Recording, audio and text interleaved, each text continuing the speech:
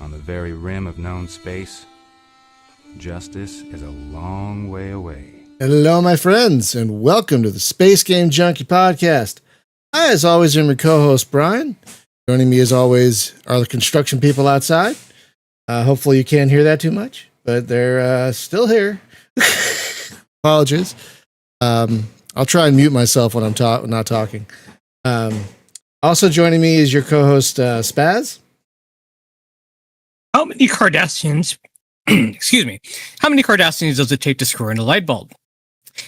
The answer depends on how many lights you see. I was going to say... Just three. I was going to say as many as Gul Dukat tells me to.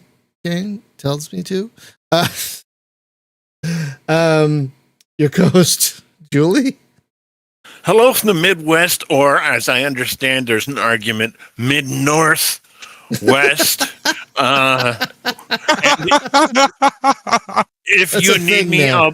It's a thing. I'll be in the Shire all day long after this because did that come out yesterday. Did that come out? Yeah, is it out yesterday. Good? Is it good? Don't listen to any of the, oh my God, the graphics are terrible. Don't listen to all the graphics are terrible. I enjoy it. It's a great game. If you're looking for a cozy game, you want to spend your day in the Shire, it's great. The Shire, ignore the rest. Well, the Shire is my favorite part of Lord of the Rings Online, so I definitely have my eye on this one once it gets a little deeper. It's enjoyable. If you buy it online, I did yesterday, it only cost me $31. Oh, that's not bad. It was the best of Shires. It was the worst of Shires. God damn it. Joining us is your co-host, Thorsten. Hey, Thorsten. Yeah, hello. Sitting directly beneath Brian because I've got other construction workers nearby. Oh, no. I hope the mic didn't pick anything up. I'm not hearing a damn thing, so that's pretty good. And finally, your co-host. That's good. And finally, your co-host, Jacob. I am the law. Sorry. For the record, chat. I'm currently recovering from a dentist appointment, and that is why I'm currently doing my best alone. Because half my face doesn't work. Well, I always think of that bit from The West Wing where the PR person, she has an emergency root canal, and so someone else has to do her press conference. And she comes back, and all she could do is, a sweet point of white inflation? Because she's talking like Elmer Fudd, because she's full of, her mouth's full of cotton. Yeah, I'll do it. And this, thank you. Hey, Chris, this was your idea. We're talking about mods today. Now, folks, if you don't know what we're talking about, I mean, you have to know what we're talking about because you're listening to this show. But if you don't know what we're talking about, let's be specific. Mods are short for modifications. Basically, they can do all sorts of things to a game, from changing the physics to changing the graphics to adding content to no, it wasn't Elmer Fudd. This is CJ Craig from The West Wing doing her best Elmer Fudd impersonation. So mods are.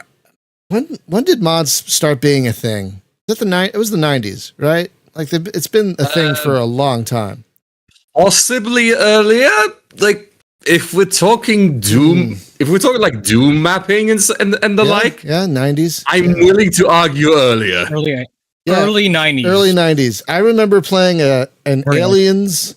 No. I remember playing an Aliens Total Conversion for the first Doom in maybe 93 or 94, and you're walking around with the power loader, and just ripping. Oh my God, it was amazing. That was probably my first exposure to modding was probably Doom. Yeah, I don't think any game was really modded back. I mean, maybe there were some mods for Wolfenstein, but I don't think so. I think it was. There were. I'm currently writing it in the chat.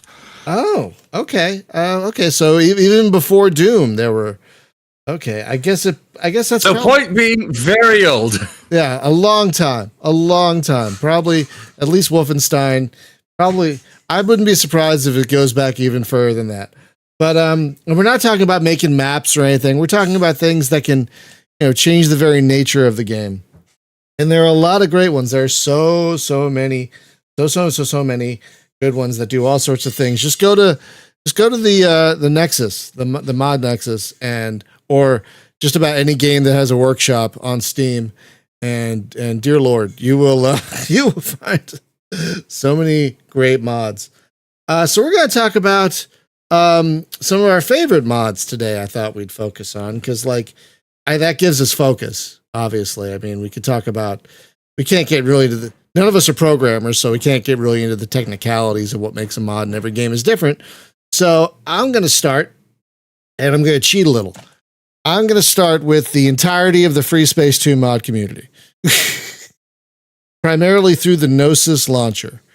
If you don't know what I'm talking about, for example, on the stream here, this is a mod called Diaspora, which is modeled after the 2004 version of Battlestar Galactica. And sadly, this mod is not complete. It's never been finished. So it's relatively light on content. If you want a really good Battlestar Galactica game, you need to get the PS2 / original Xbox version that came out in 2003. That game's amazing. But this is also good. Yeah, no, this is also excellent, but it's not complete. Like a lot of mods are a complete experience, but this one is not. But I thought this would be at a glance like, oh my God, that's Battlestar Galactica. This mod is amazing. And Free Space 2 has so many like Blue Planet and which is essentially a Free Space 3, and there does. We lost you. We lost you. That was the first. Am I back? You're back. Yes. You're back. Okay, well, OBS apparently disconnected and reconnected, so yay. Sorry about that. Repeat everything you said in the last 30 seconds.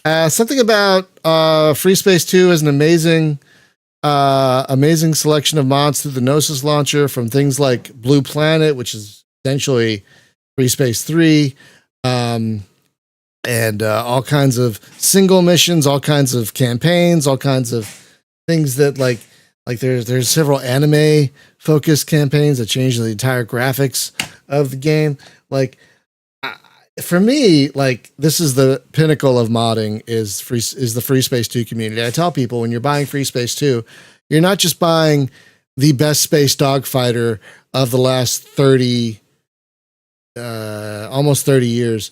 You're buying a platform for so many mods. This is a desert island game if you have an internet connection, because Jesus Christ, there's so many mods for this one. So it's kind of a cheat, but I couldn't not mention, because Free Space 2 is one of my favorite games, the amazing mod community that surrounds Free Space 2.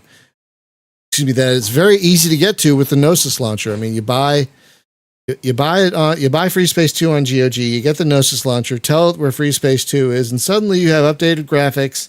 You can use a multi-device HOTAS with force feedback support, track IR, I believe it has, multiplayer, all because of the mods for this game.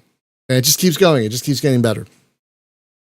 So thank God someone released the source code for this thing back in the early 2000s. So that is my first. Pick. Is the amazing mod. There are a lot of good Civ 4 mods. Fall from Heaven 2 is maybe one of the finest Fantasy 4X games ever, and it's a mod for Civilization 4, Beyond the Sword, I believe, and that's an amazing one. So Civ 4 is a good example also. So Spaz, you got one to mention? Oh yeah. My being here would not be complete without mentioning the multiverse mod for FPL. Yeah. Of course you knew. Of course you knew I'd have to go here. Yeah. As soon as you started talking, I'm like, of course he's going to mention that one. Of course. Because it's astounding. It's astounding. I could back that up. It is astounding. And I don't use that word lightly, mod. Go ahead, Spaz. So the mod requires a couple of things to work, and it requires a little bit of work to get it going. But once you do, and you follow the instructions properly, you have a mod that adds hundreds of ships to the game that you can unlock and play as. So you have lots of races, sub races that are added. So you have variants on races that do certain things better than the others. You have all sorts of new events, weapons. The multiverse mod for FTL is probably the mod if you're talking about FTL, because it changes the game so much. I cannot recommend it highly enough. I've recommended it many, many times on this podcast. Yeah, how many hours do you have in it in FTL because of this mod?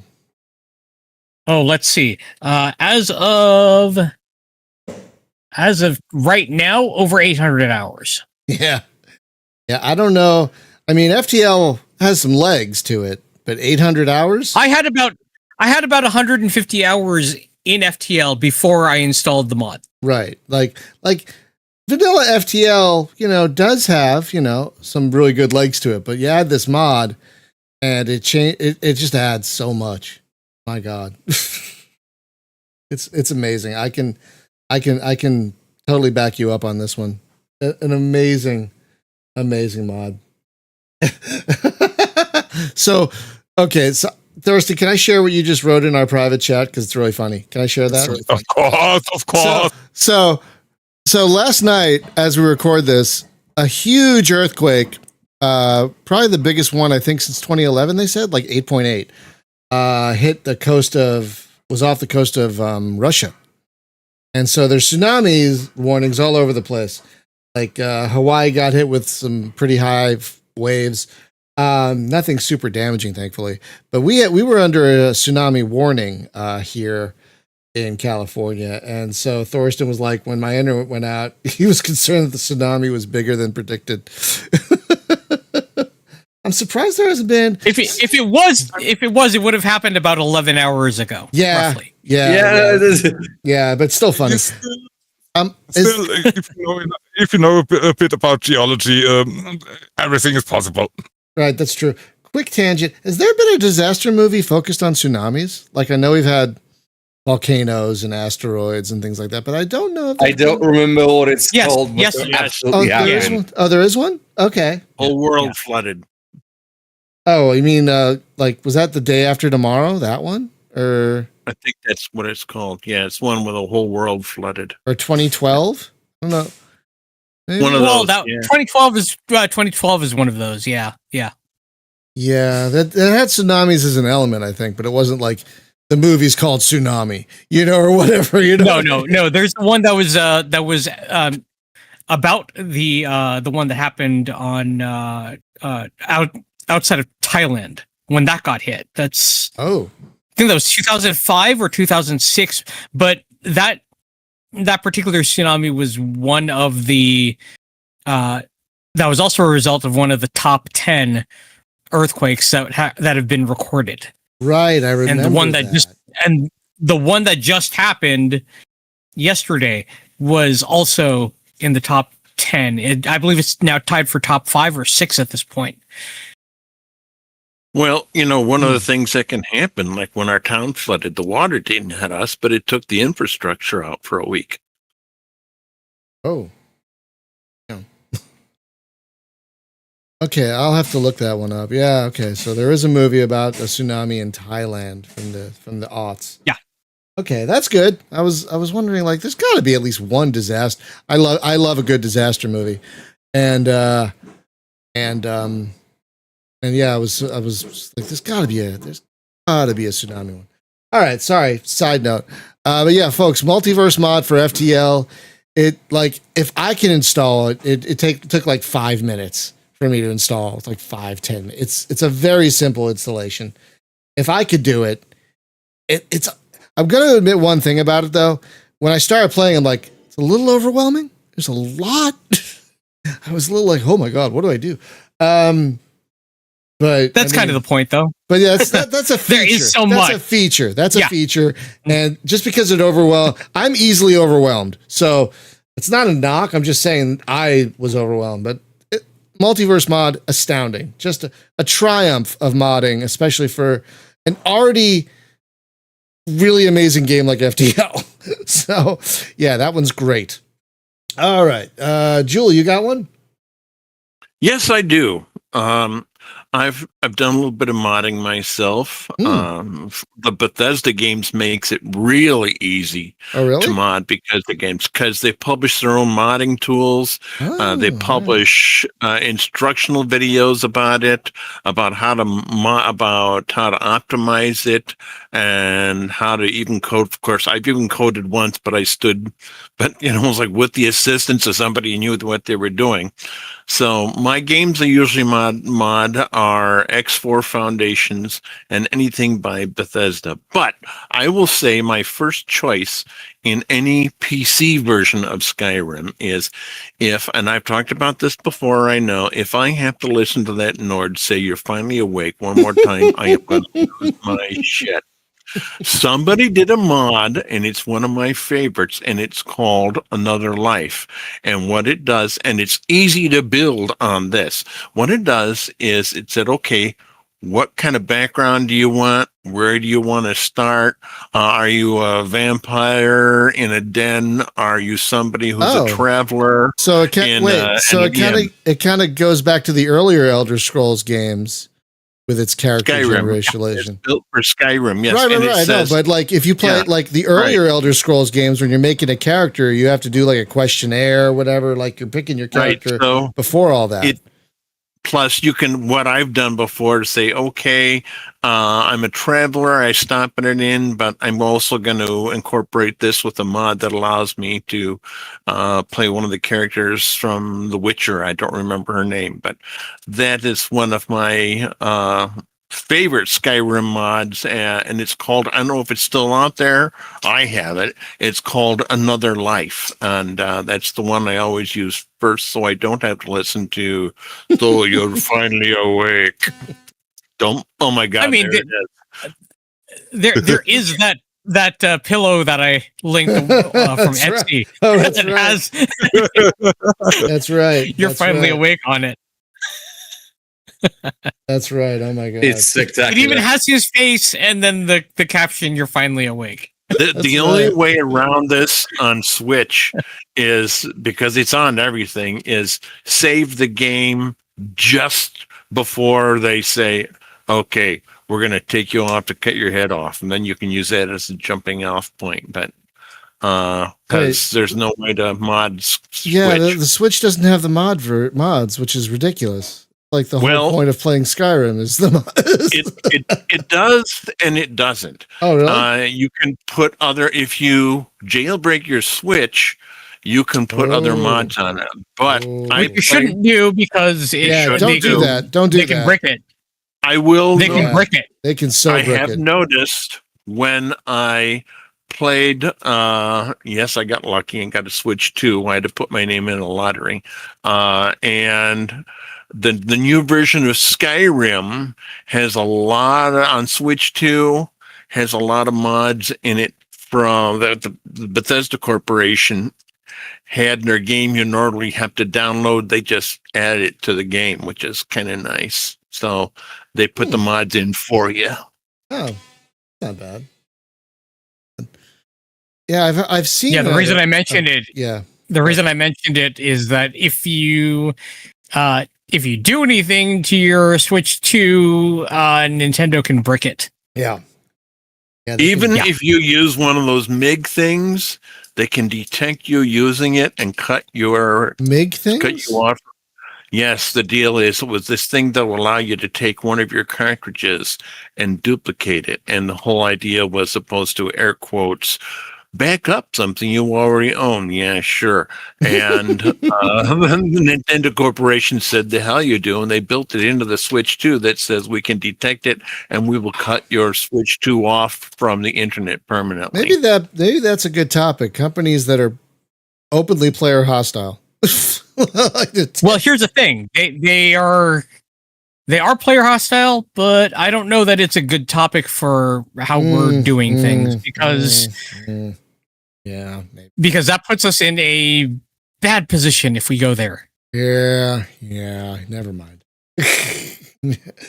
I always try and think of topics as we talk. It's like, yeah, that one's probably not very good. No how-to hacking shows, please. I think I did play Another Life once, and I did enjoy it. Yeah, for like I think it was my second Skyrim run. I tried that one. There's so many good mods for Skyrim. It can totally break your Skyrim.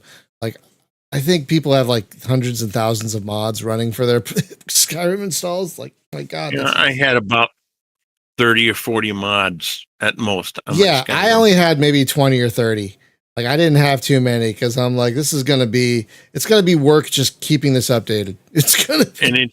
And it's tough to figure out which one conflicts with the other because then you got to do it one at a time. Yeah, and you got to make sure the load order is right and all that. Yeah. It's just it just got too tedious.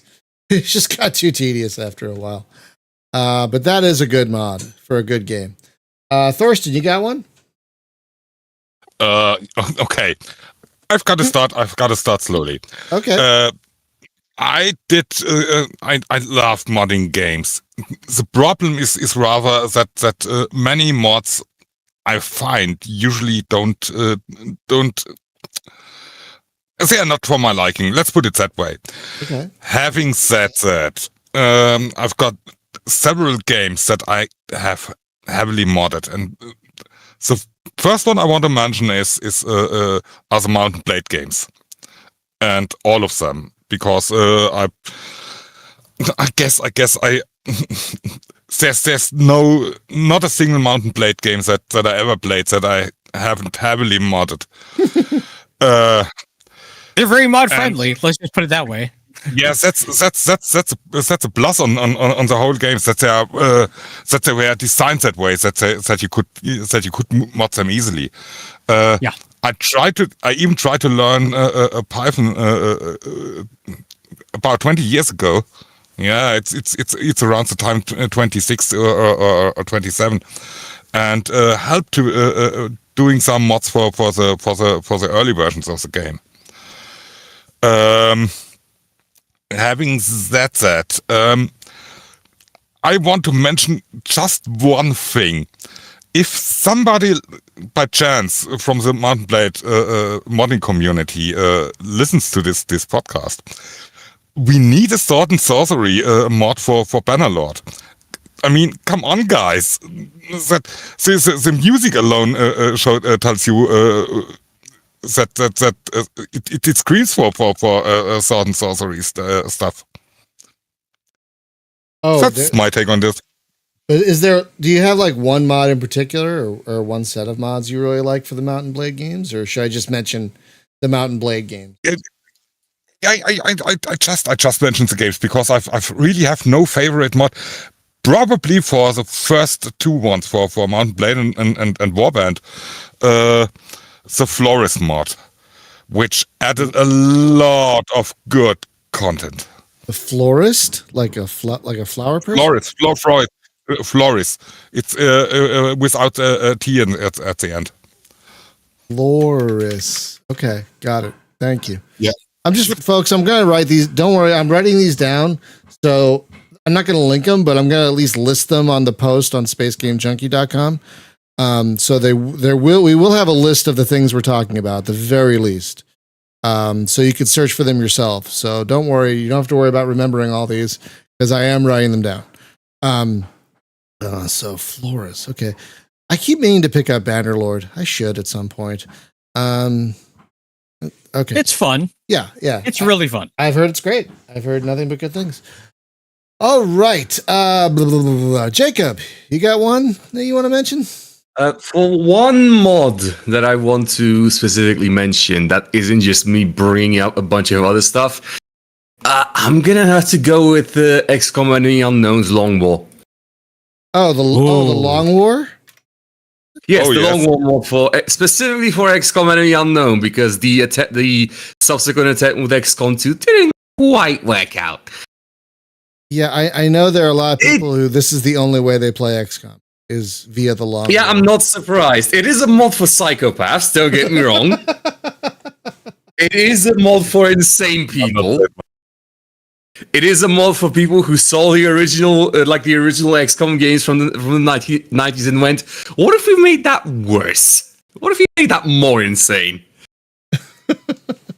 Yeah, I looked at it and I'm like, nope. This is not for me. My brain would melt. But I know for a certain type of gamer, it is like one of the best mods. It does wonderfully take enemy unknowns based mechanics, which are really good in the first place, and just decides to just drag them out to their logical insanity. That's the best way I could describe them.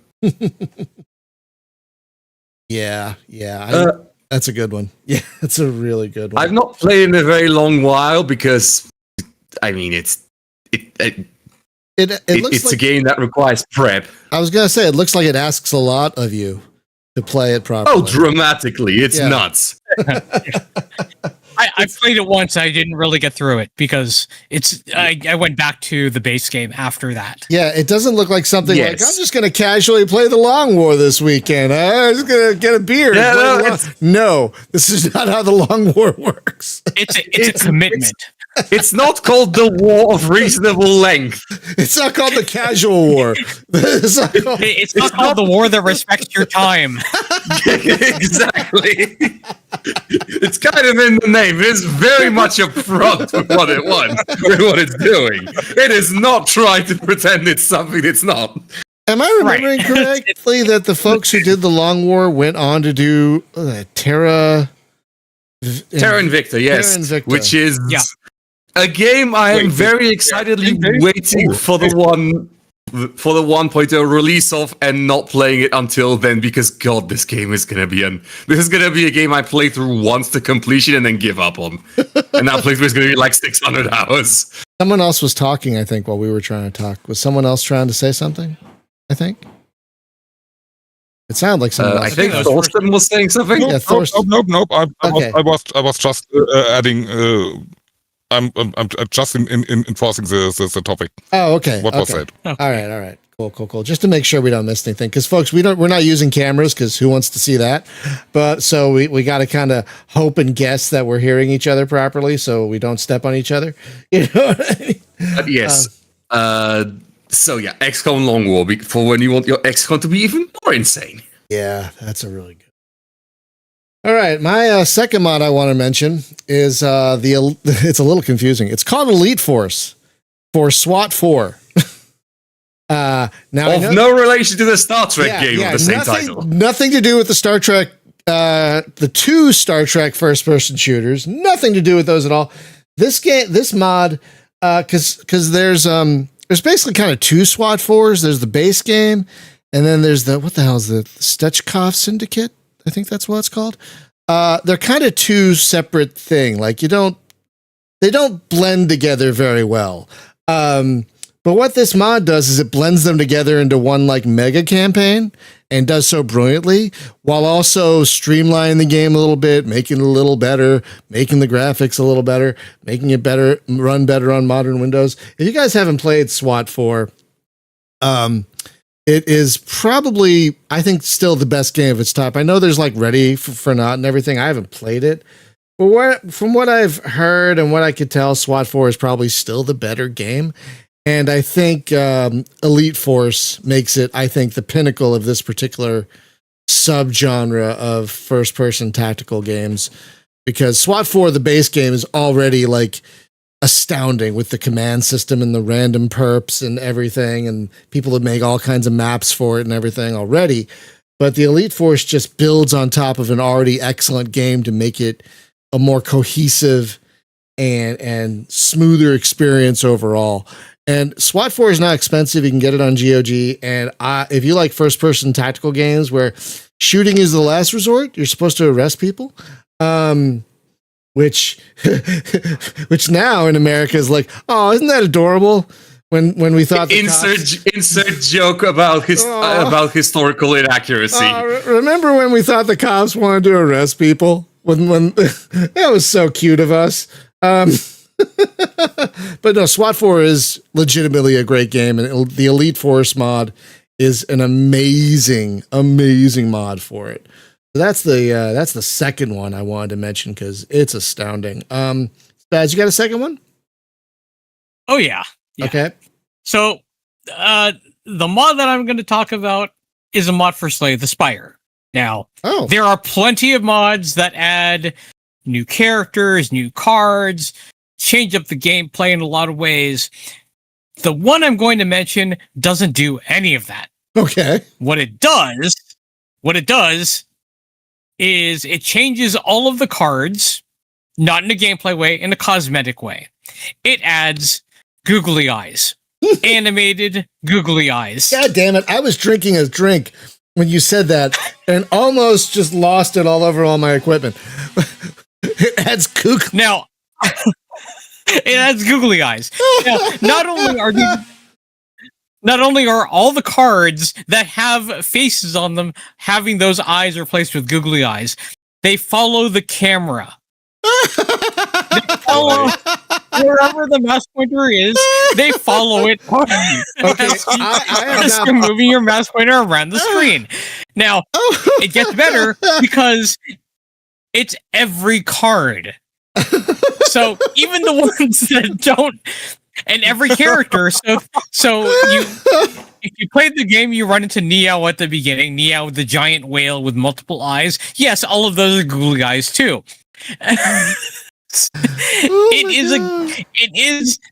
It is one of the best mods that changes nothing about the gameplay. Oh my god. I mean, I've not played Slay the Spire. It looks like I'm not sure if it's a kind of game for me personally. It requires more planning than you are capable of. Yeah. But I'd say that not as a knock against the game, but as an acknowledgement of your liabilities and capabilities. Yeah, no, I totally agree. No, it's not a knock against the game. It's a knock. It's knowing my own limitations. But at the same time, like if I ever see it on deep sale, I might get it just for this mod because this looks astounding. I mean, you could see in the store page, you could see Neo with 6 eyes. You know, the 6-eyed Neo having 3 eyes being googly. All the cards that are changed, even the artifacts get changed to have googly eyes that will follow the mouse pointer.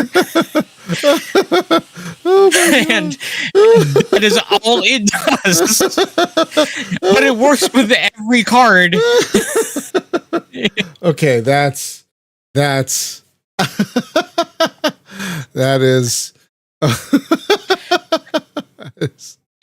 okay. I'm gonna. It is the silliest thing. It is the silliest thing, and there are people who have said in the comments that it is the best mod ever created because that is all it does. You guys, it changes no gameplay whatsoever. You guys, I somehow own the game. I don't know how, but I somehow have. You probably got it in a bundle. Yeah, I probably got it in a bundle, so I'm subscribing to. It requires another mod the Spire or something like that. But yeah, subscribed, done. Yeah, Mod the Spire is it's basically a mod loader that you can access, and it's because some mods have dependencies. But if you're only using this and Mod the Spire, you're fine.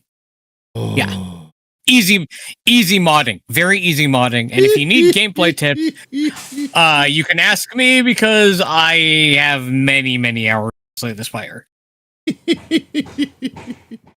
I mean, 642 hours in Slay the Spire. So, yeah. Oh, that's fantastic. That is utterly fantastic.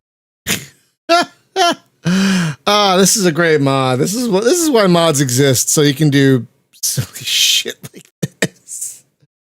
Folks, if you're in the chat, go follow the link. But if not, go just look up Slay the Spire Googly Eyes. It's like it's on Steam, and holy cats, just it's so insane, and sometimes you forget that sometimes you'll forget that the mod is actually active, and then you'll notice the eyes moving. It's very highly rated. Yeah, a lot of people. Oh wow, five stars, 1,200 ratings. 5 stars, 1,200 ratings. Yep. Wow, that's with good reason. Oh, I love this is the kind of shit I love mods for. It's like the simplest, silliest thing, but this is so creative.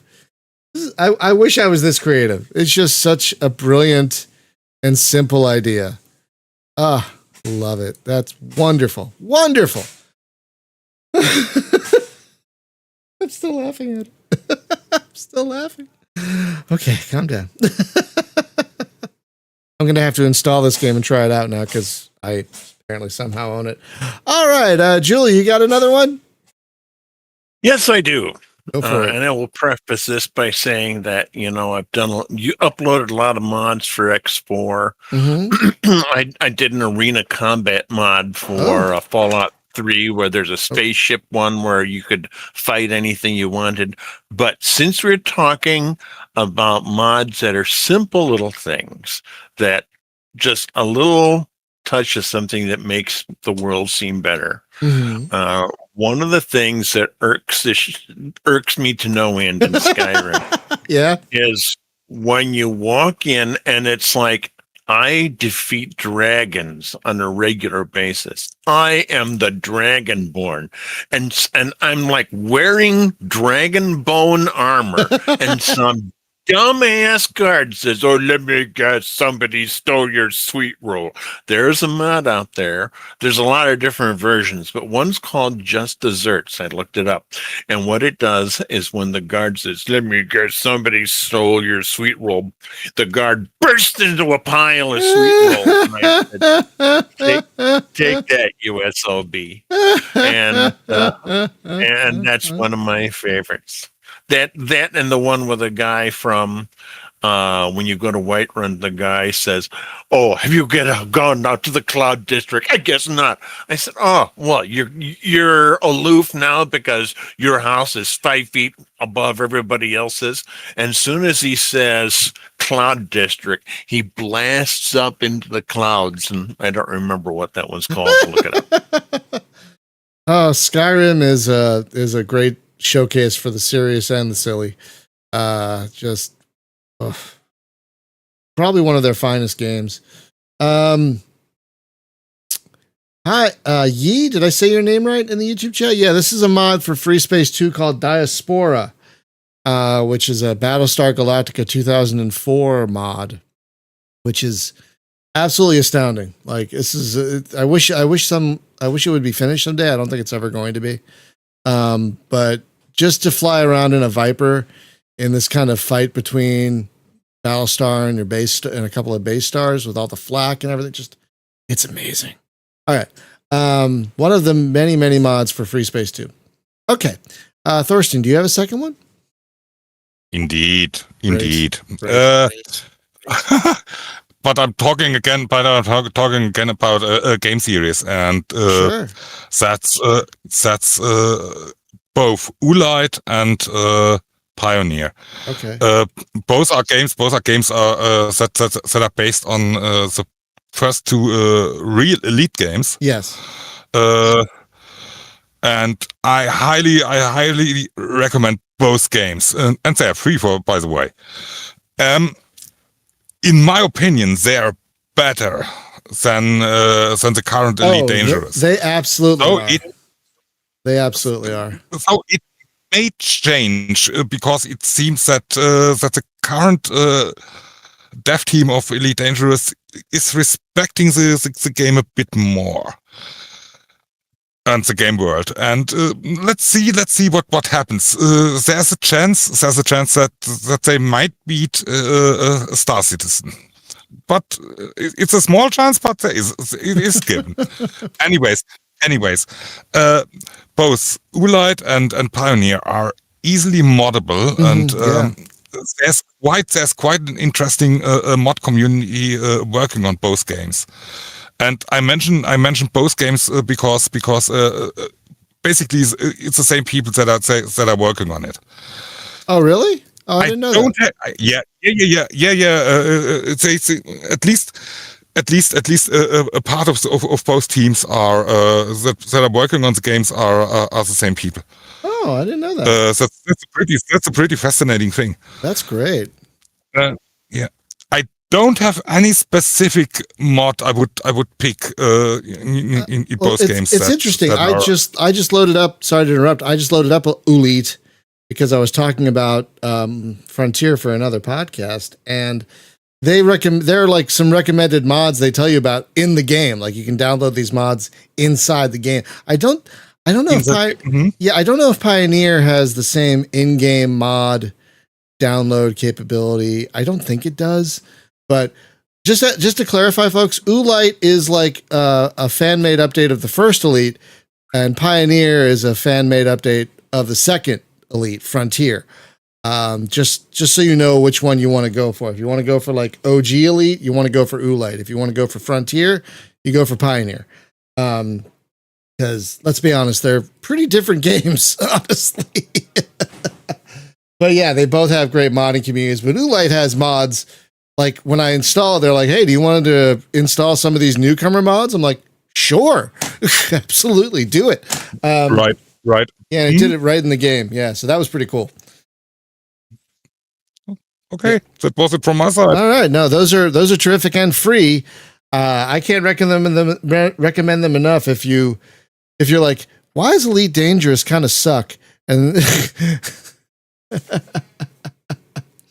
oh, and Chris, again, it might be better. Yeah, no, it is. Elite Dangerous. I don't know. Chris, you're not the only one who is kind of down on the 2004 Battlestar Galactica reboot. I loved it, and then it turned, and now I'm still angry about it. And so I am of the firm belief that it's an excellent 2 seasons of space opera. 2 seasons and 4 episodes. Yep. 2 seasons and 4 episodes. Yeah. Because once they get off a New Caprica, it's like a different show. It's like a different, it's just worse show. It just falls off a cliff. It does. Now, to be fair, to be somewhat fair, the writer's strike had a lot to do with that. I know. Ending up the way that it did. But God. But I see your point. Yeah. And I agree with you. They didn't actually have a plan. No, they didn't. They had no plan at all. The ending for that show, I'm still like, what the like, I'm still angry about it. Like, what did I just watch? Like, what did I just watch? What is this? Doesn't that show end with like Mormonism origin story nonsense? The original had very heavy Mormon influences in it. That they were supposed to be this exodus, like the Mormon Exodus is the idea that they were going with originally. And then all these other ideas got kind of glommed onto it in order to kind of soften the message, soften the symbolism of it. And some of that did carry over into the reboot. Yeah. But it's such a shame because like for a while it was like must-see, to use the phrase, must-see TV. It was like, I was obsessed with it. And then I was like... Same. And then eventually I'm like, I'm falling asleep through some of the later episodes. I'm scratching my head like, the boxing episode, you guys. The boxing episode. Like, what the F-ity F? And I fell asleep through the strike episode. I think that was the one. So yeah, just... So... Yeah, but this mod is great. So let's just say we have mixed feelings about the show, but the games that are based on it, for the most part, are good. Now especially Battlestar Galactica Deadlock. Yeah. Now the 2003 game I mentioned for the PS2 and the Xbox, that's based on the original Battlestar Galactica series because the new one hadn't come out yet. And it's like you're like, how could they make a detailed space simulator on a gamepad? They did. It's an amazing. Yeah. Amazing, very hard, very challenging game, but very good. It's probably, I think, maybe the best space dogfighter on console, in my opinion. Okay, Rebel Galaxy Outlaw exists on console, but it's up there. Not that there's a lot to choose from. I mean, what do you got?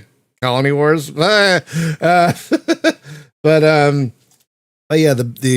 OG Battlestar Galactica game from Warthog, I believe it was the same folks who did Starlancer, is really good if you want to track that down. Absolutely worth it.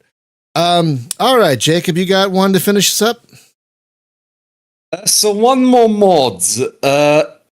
If we can go go back. Actually, how do I say this? I do want to bring up something. Okay. And that's one of the zillions of high quality mods for the Stalker series, which I'm mostly doing because all the other games I've played with major mods have already been mentioned in some capacity. But Stalker, specifically Stalker, typically called Pripyat, because that's the most recent. That's the most recent of the older ones. Has amassed a humongous quantity of mods. Oh, excuse me. That legitimately turn the game into completely insane stuff. Some of the best survival gameplay you'll get in gaming period will come from Stalker 1 mods. Oh, okay. Do you want to play Escape from Tarkov, but actually good? There's mods for that. In fact, there's a lot of mods to make just Escape from Tarkov, but actually fun and enjoyable. That's good. That's good. For the record, I didn't pick the mods just to make a dig at EFT, but I am going to do that anyway. Okay. Because god damn it, that game sucks. Oh no. Do you know, by the way, minor tangent, did you know that they are asking you to pay extra for single player? Wait, what? No. They have released a single player mod, a single player version of Escape from Tarkov that you have to buy. That in order to play it, you have to buy the $90 Super Ultra Mega Edition. What? For some inane reason. Oh, What? Geez, what? Come on. No. What? So yeah, to summarize, go play either modded Stalker Call of Pripyat or Stalker 2, which doesn't really have a lot of mods yet because it only got a modding kit in 2 weeks ago. Oh wow! But even completely vanilla, it's absolutely spectacular. Is there a specific mod for Call of Pripyat that you want to mention, or should I just? I think the one that I would say is let me think about this, because there's the thing is there are less mods and more mod packs, and the one that I think most people have heard of is Stalker Gamma. Okay. Which comes with it's Stalker Gamma and Stalker Anomaly. These are two similar in principle, but dramatically different mod packs. Okay. I don't know which one would be better for a new player. I cannot answer that question, sadly. But they are both very extensively well-developed mod packs with dozens of mods each that are somehow managing to make that positively ancestral engine not completely explode at every given minute. Oh. Instead, it's more like every other minute, but that's sort of standard.